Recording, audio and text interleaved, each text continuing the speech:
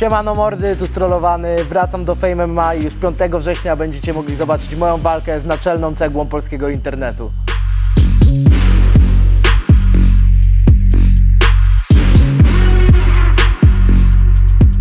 Rata, jesteś takim strasznym kozakiem, w internecie twierdziłeś, że najesz mnie jedną ręką, a szukasz limitów wagowych w naszej walce, co jest strasznie słabe i co pokazuje, jakim wielkim jesteś hipokrytą.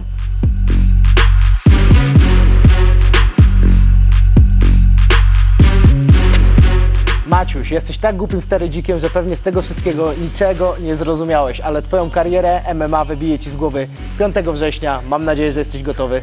Do zobaczenia.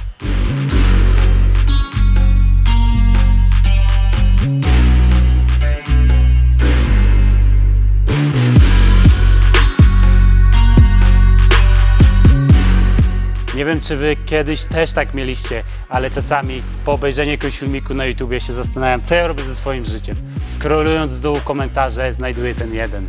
Dotarłeś do końca internetu. I właśnie takim końcem internetu jesteś ty.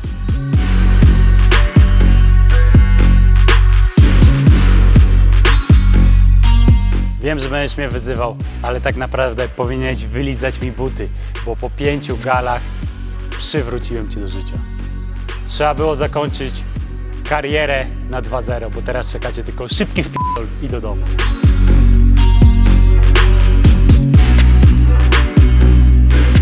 Miałem ci coś jeszcze powiedzieć, ale w sumie nawet nie wiem, kim ty jesteś.